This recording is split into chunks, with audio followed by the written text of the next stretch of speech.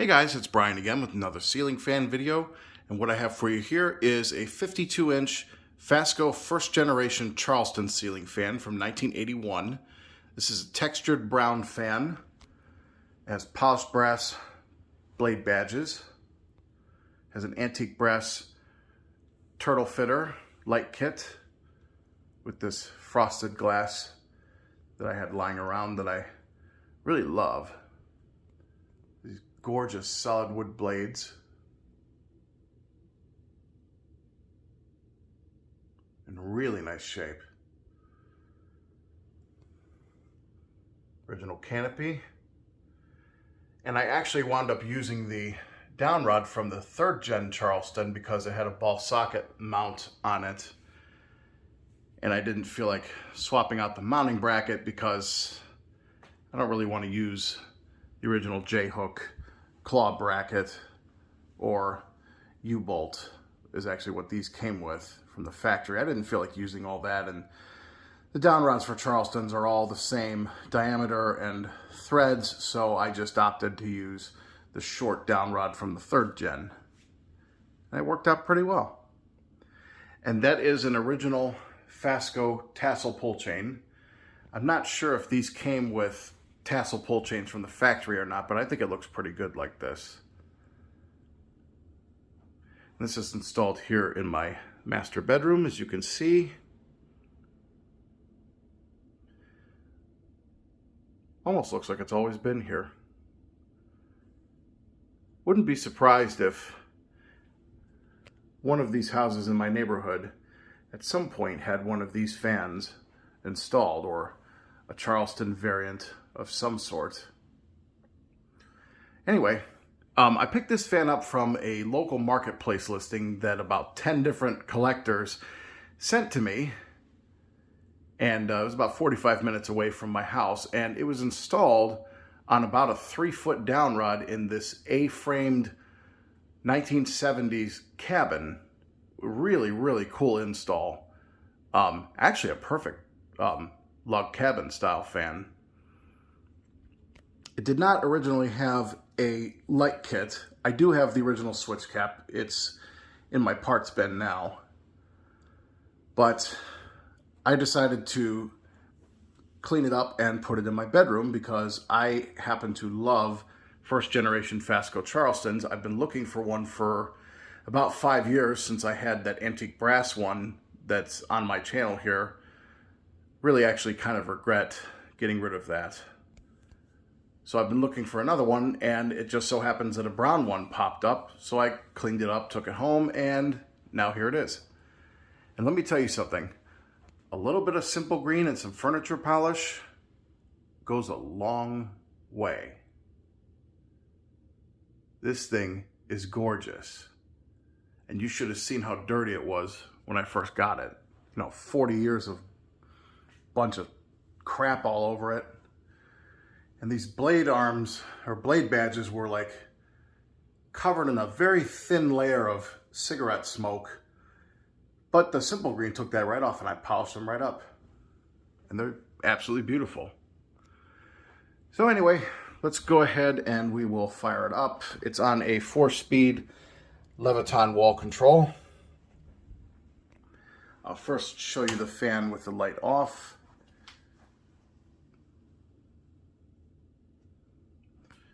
Turn the light back on, and I will start it on low.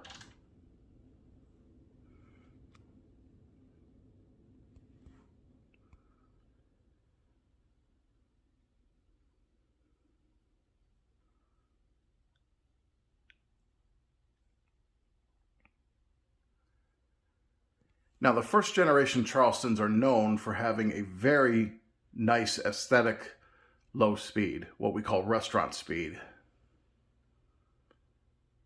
Because this is what you would typically see them running on inside of like a fancy restaurant. And I've seen first generation Charlestons in a couple of different places, but the most memorable place that I can think of was a ski resort in Pennsylvania that my family and I used to go to when I was a kid. That place used to have a bunch of different fans, but FASCOs were pretty prominent. It was called Seven Springs. And I remember in the ski rental area, there was a brown first generation Charleston. There was actually 3 different rooms that had lockers in them. The first one had a brown first gen Charleston like this one. The second one had an Emerson heat fan, aka blender fan, 52-inch one. Don't remember if it was K55 or K63. I want to say it was 63, but I could be wrong. And then the third room had a second generation Charleston in antique brass. So first and second gen Charlestons were pretty prominent in this place. And if I'm not mistaken, I believe that was the first time I ever saw a first gen Charleston was there. It's just a gorgeous, gorgeous low speed. And don't be fooled, it actually does move air on this speed. It's a very gentle breeze, but you can definitely feel something. Go to medium on the control. It's like a medium low speed.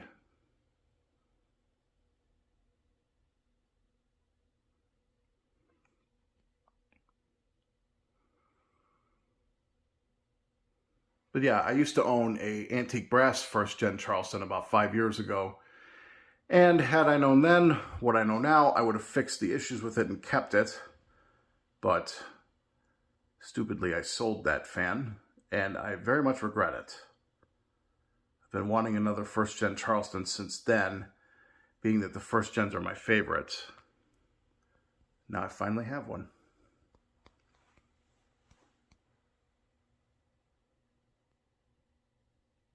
God, I just love those blade badges.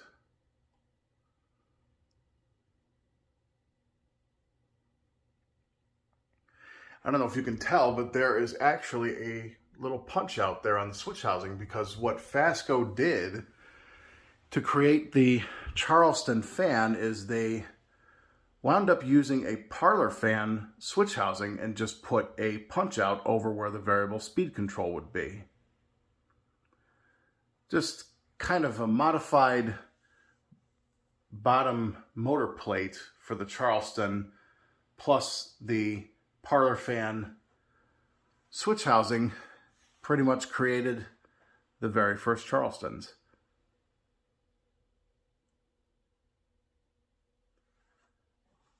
Now this fan does have some bearing issues.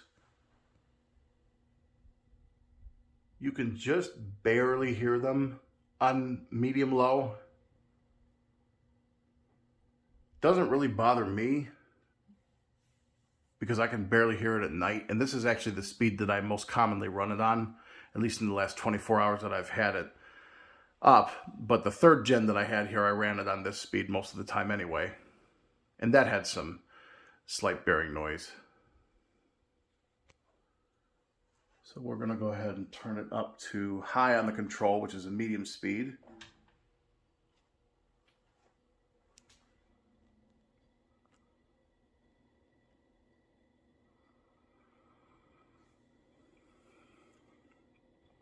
Oh, it's definitely moving some air.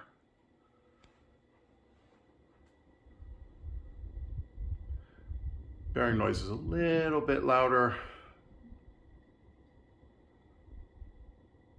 So it's definitely going to need some bearing replacement in the future.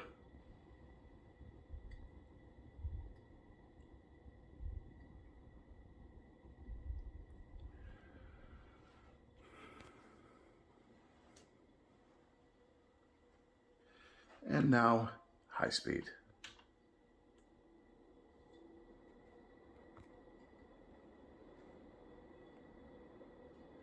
Now, the bearing noise was actually a lot worse when I first put it up, but I've been running it pretty much 24 hours on that medium-low speed.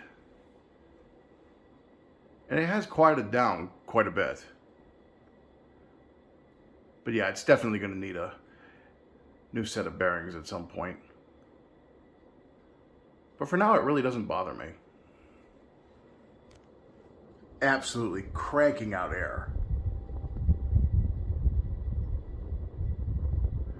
It does have a slight bit of wobble to it as one of the blades is bent upward a bit. but I don't ever plan to run it on high speed. I don't typically run my bedroom fans on high speed. And the wobble's not enough to bother me, so not really the end of the world. I just love how this fan looks like it's always been here. I mean, this is just a absolutely timeless fan. And I know a lot of people are going to say, oh, you should have put a 4-light on it. Oh, you should have put a single globe. Well, I tried 3 different light kits on this fan, and I have determined that I happen to really like turtle fitters on these fans. As you can see, that was the one that came off the second and third gen fan that I had in here. And I tried that gaslight one, which, if you know FASCOs, you have to use the screws on the switch housing to mount the light kit. Unfortunately, this light kit does not come apart to where you can access those screws to tighten them. So this light kit would have hung too loose. So that wasn't going to work. And this one, for some reason, hung crooked. And I could never get it to hang straight. So I went with the turtle fitter, and I had a single globe on it. And it actually was, there's my 3rd gen right there. It was that globe. But I just didn't really like the way that it looked. I don't know, there's just something about FASCO Charlestons and turtle fitters. I just like it. So I think it's going to stay this way. Anyway, let's go ahead and do spin down.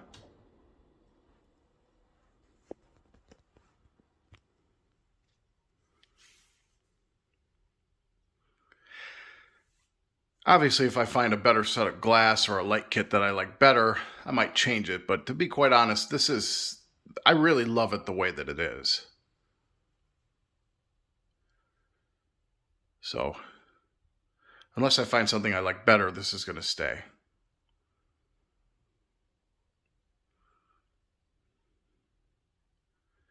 You know, for having bearing issues, it doesn't have a bad spin down.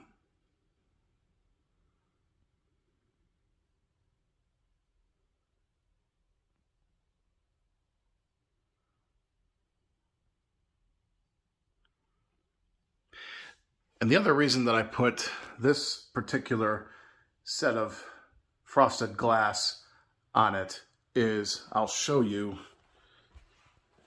in my hallway that goes into my bathroom. There's this wall sconce here that has one of those frosted globes on it, or similar frosted globes. So I wanted something that would match that and my lamps. So there you have it. That is the other thing I forgot to mention was, I thought this was weird. It's got these lines on one of the blades, which indicates to me that this is a factory defect, because it's not a crack. On the other side of the blades, there's no split, and neither is there on the tip, on the edge of the blades. So I don't know what to make of that, but I think that's a factory defect, because I can't really make any sense out of it any other way. But doesn't bother me. Fan's in perfect shape otherwise. So there you have it. That is my 52-inch first generation FASCO Charleston in textured brown. Hope you guys enjoyed. Keep watching. More videos to come.